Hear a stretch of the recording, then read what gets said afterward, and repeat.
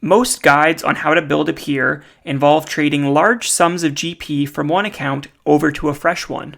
However, in this video, I will be showing you how to make a free-to-play pking pier from scratch strictly via free-to-play. Now, the free-to-play pking scene is dominated by three styles of piers.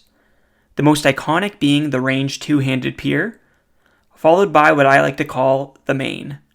And the newest addition, due to game changes, is the warhammer pier. The warhammer pier becoming a prolific build at this time. Now this is due to its newness, but more so its dominance at certain combat brackets. And why in this video, we will be building that pier.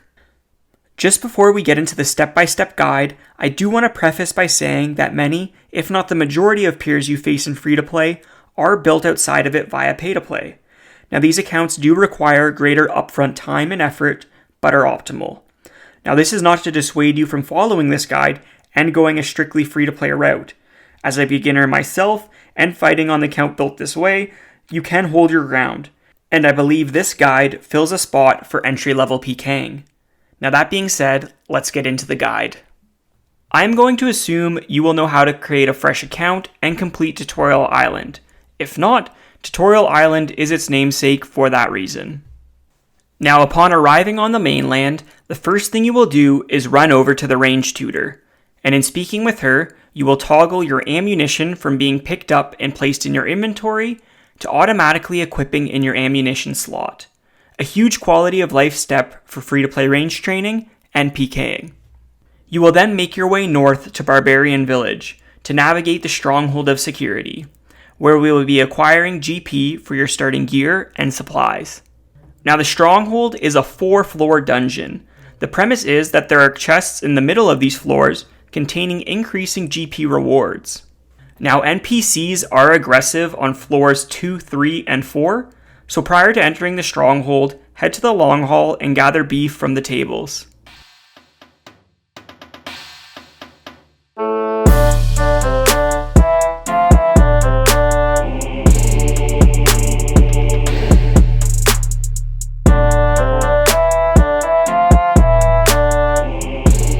And upon reaching the first chest, you will be cucked, as these require 2-step authentication to open. No worries, go to the RuneScape website, log into your account, click the Account tab, click the Authenticator tab, and follow its instructions.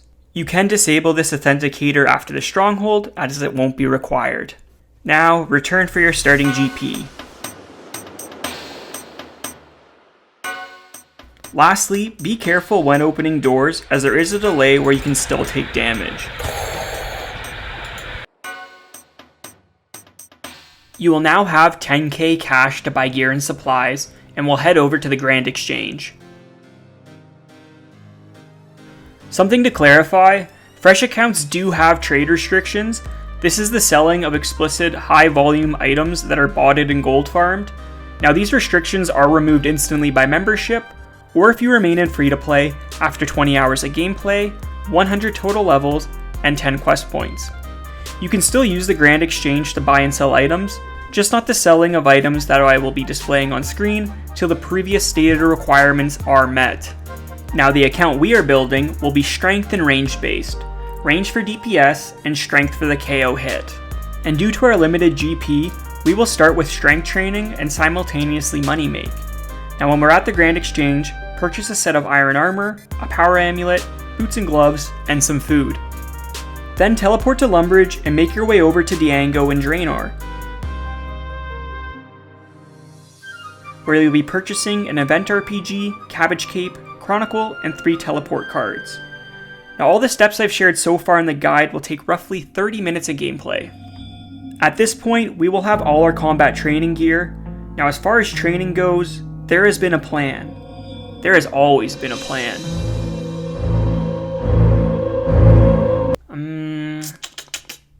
Let's do this. That's right, boys. We will be killing cows, due to their low combat levels and consistent GP and drops, with some bonus nostalgia too. Some quick tips when killing cows: train in the pen south of Falador and use the Falador East Bank. Items will not despawn in the time it takes you to run back and forth from the bank, so you can max all inventory slots. Just hop worlds as someone else joins you, as they may snipe your loot. The rune warhammer is unlocked at 40 strength. Now you will be training here from levels 1 to 44 strength though, as this level gives you a base max hit of 12 and 13 when potted. Total time spent training strength will be roughly 14 hours, equating to be just shy of 2,000 cows killed. At this point, we will use our Chronicle to teleport back to Varrock and head over to the Grand Exchange. Now, the trade restrictions I spoke about earlier will not let us sell our cow hides, but we can still sell our beef and bones, and we'll be using this money to purchase our range gear. I'll be listing all gear to purchase on screen. As far as range training goes, some of you may have guessed it, and yes, we are returning to the Falador cows. You will be training here from levels 1 to 40 range, at level 40 range unlocking best in slot green dragonhide armor, and with adamant arrows having a max hit of 7. To keep costs down, I personally picked up all my arrows as they are automatically equipped, however this is very much up to you. Now total time spent training range will be roughly 9 hours, equating to just shy of 1,300 cows. At this stage, we'll have checked off our minimum 20 hours of gameplay and 100 total level, but we will still require 10 quest points to cash in on our hides. The quickest way to achieve this is to complete the quest Romeo and Juliet, as well as Goblin Diplomacy. Now these are very much beginner quests, and if you require assistance in them, please refer to the RuneScape wiki. At this point, we can sell all our loot and unneeded gear, and you should be $1 million man on RuneScape.